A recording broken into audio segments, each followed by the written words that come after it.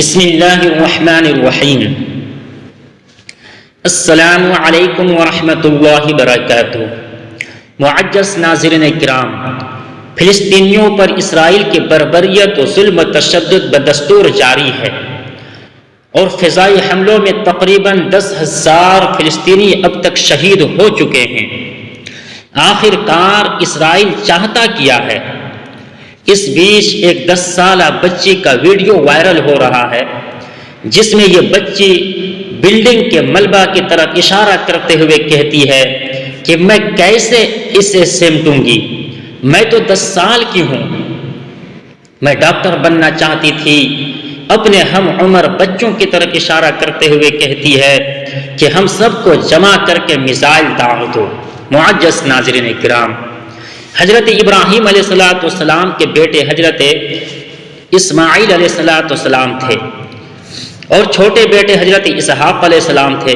خانہ کعبہ کی تعمیر حضرت ابراہیم علیہ السلام اور حضرت اسماعیل علیہ السلام نے آج سے تقریباً 4000 سال قبل تعمیر کیا تھا۔ البتہ روایت سے پتہ چلتا ہے کہ اسی جگہ پر سب سے پہلے حضرت آدم علیہ السلام نے خانہ کعبہ تعمیر کیا تھا۔ حضرت ابراہیم علیہ السلام نے فلسطین کے علاقہ بیت المقدس میں بھی عبادت گاہ بنائی۔ حضرت اسحاق علیہ السلام بھی وہاں عبادت کرتے رہے، مگر حج کے لیے وہ ہمیشہ مکہ مکرمہ میں واقع خانہ کعبہ میں جایا کرتے تھے۔ حضرت اسحاق علیہ السلام کے بیٹے حضرت یعقوب علیہ السلام تھے۔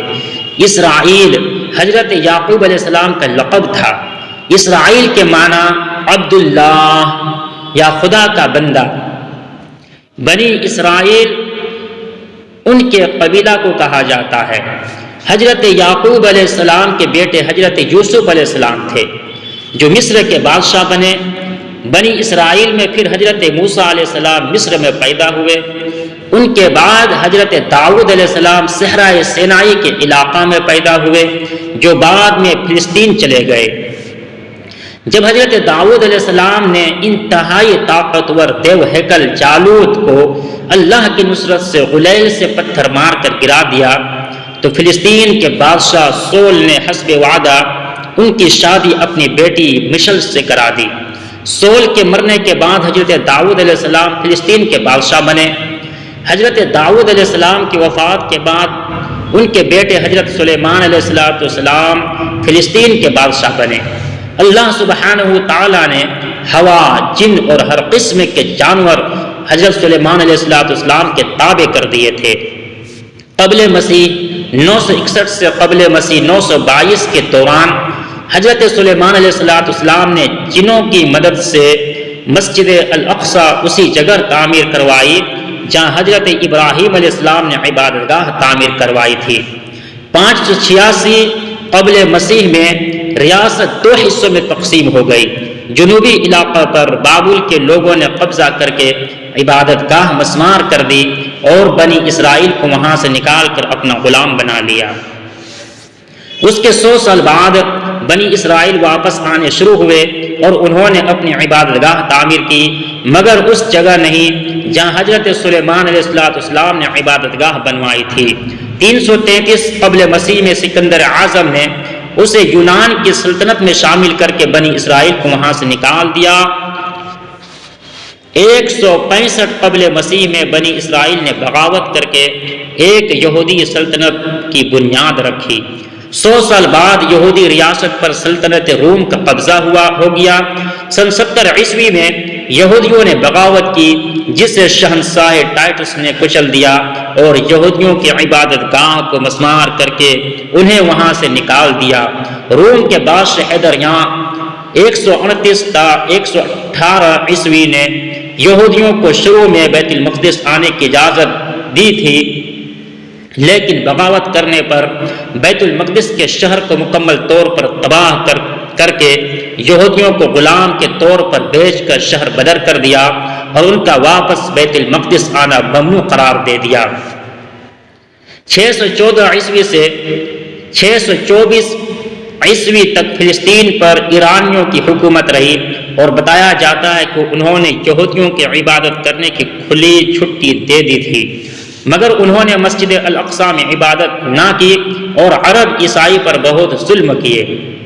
اس کے بعد باستینی حکومت آئی جس نے 636 عیسوی میں مذہبی پیشوا کے کھلنے پر بغیر جنگ کے حضرت عمر رضی اللہ تعالی عنہ کو محافظ اور امن کا پیغمبر قرار دے کر بیت المقدس ان کے حوالے کر دیا۔ حضرت عمر رضی اللہ عنہ نے مسجد الاقصی کی تعمیر 639 عیسوی میں اسی جگہ پر شروع کروائی جہاں پر حضرت سلیمان علیہ السلام نے تعمیر کروائی تھی۔ 636 سے 1918 عیسوی تک یعنی 1282 سال تک فلسطین پر، جس میں اردن بھی شامل تھا، مسلمانوں کی حکومت رہی۔ بس اس میں وہ عرصہ شامل نہیں ہے جس میں صلیبیوں یعنی عیسائیوں سے جنگیں ہوئی۔ اس وقت یہودیوں کو فلسطین سے باہر ہوئے 1800 سال ہو چکے تھے۔ بنی اسرائیل کے متعلق تاریخی حقیقت یہی ہے کہ انہوں نے بہت سے نبیوں کو قتل کیا، جن میں ان کے اپنے قبیلہ کے حضرت زکریا علیہ السلام، حضرت یحییٰ علیہ السلام بھی شامل ہیں۔ حضرت عیسیٰ علیہ السلام بھی اسی قبیلہ سے تعلق رکھتے تھے، ان کو بھی قتل کرنا چاہا مگر اللہ نے انہیں بچا لیا اور ان کے کسی ساتھی کو صلیب پر سولی پر چڑھا دیا۔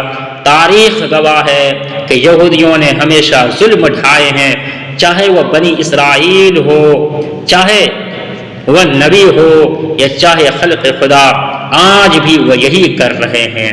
فقط والسلام۔